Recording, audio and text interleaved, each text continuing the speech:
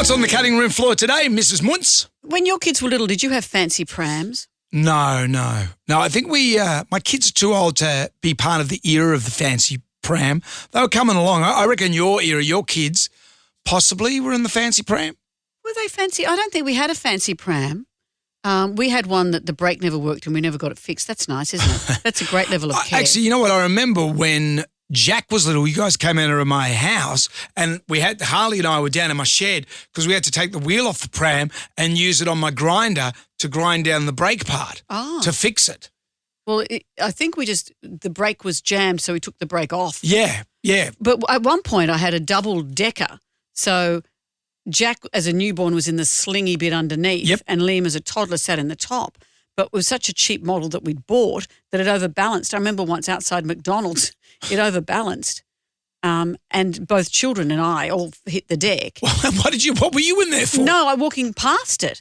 And this young person who's working there just stood there gormlessly looking at me through the door. And I said, "Are you an effing idiot?" Terrible. I was so stressed. My two babies spewed out over the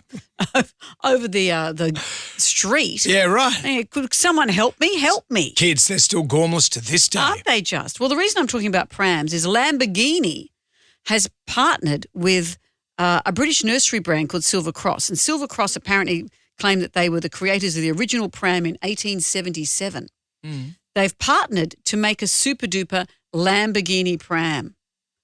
I think there was a McLaren pram around when our kids were small, and I had to talk Harley into not getting it. Of course. But this retails for $5,000. Ooh. Although that's kind of reasonable. Some of those bugaboo prams that you see. What's a bugaboo? They're about $3,000. They're the ones that look like a barbecue, but they're a pram. Oh, yeah. I know what one you mean. Yeah. Well, $5,000 for a pram. Look, it's nuts. Unless we had a pram that then became a stroller. At least, you extend the life of it a little bit. You could buy a 2005 Toyota Camry for that with 12 months reg. Get your kids to drive that around. There you go, mate. I used to take the pram up to pick up Jack from his little preschool. And because I was going to bring him home in the stroller, I'd walk up just pushing an empty stroller. And I thought, I look like a character in a Helen Reddy song. Yeah. And so I'd put a plastic bag or something in it so it looked like, I know it's empty. I haven't left him at home. You look like one of those nuts that go around collecting cans. Yeah. Oh, is that what they do? They put them in prams? They put the cans in the pram. Do they? Yeah. Just for the ride? Some of the time. I think they do it they just do it to carry around.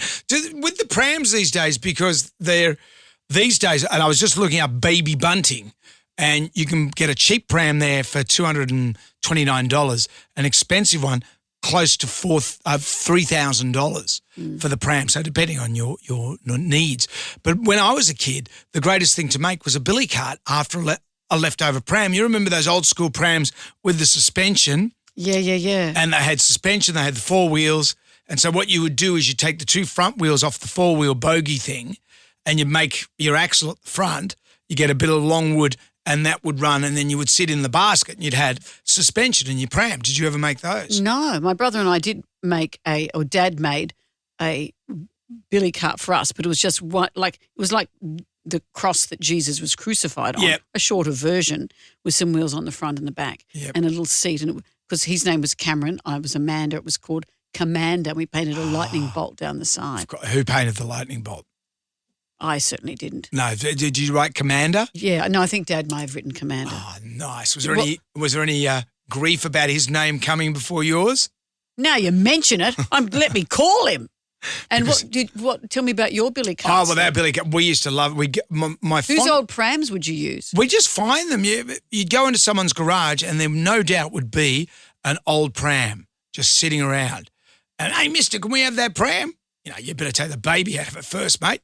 And then we get it. Sounds like your Ginger Megs. Yeah, but that was the era.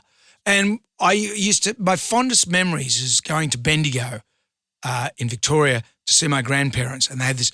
Have you ever been to Bendigo? Years ago. It's a beautiful city. And where they live. Panning for gold. Yeah, we used to. There's always a guy going, "This is how you do it, boys." And you look at this guy and you think, mate, you don't even have shoes. Yeah, like if you're around if you're in here every day and you expect me to find gold. Yeah. If it's that lucrative, surely you'd have some sort of dental plan. Why are you stealing my sandwiches? Anyway, we go up to the top of the hill and it was, and you just go down the footpath on this, and it wasn't one of these fancy concrete footpaths. It was like a dirt track almost, and you go screaming down this hill to the bottom, and there was a natural hill that went up as well. So it wasn't that dangerous, because the brakes on the pram, we were good at building the billy cart, but making brakes was that was a hard. But see, that's what grandparents let you do. Would parents let you do it? Grandparents think, oh, they're outside, isn't that nice? I'm a grandparent. I wouldn't let my kid do that. No, of course not. And we'd always let my brother go last. Why is that? Because he was hopeless and he'd always smash it. Okay. I mean, one day he literally went 2 meters and rolled it. He didn't even have any momentum. And he drives a B-double truck now. Don't scare the rest of us. Okay, kids, that's it for today. Come back tomorrow for more of Jonesy and Amanda's Country Room Floor.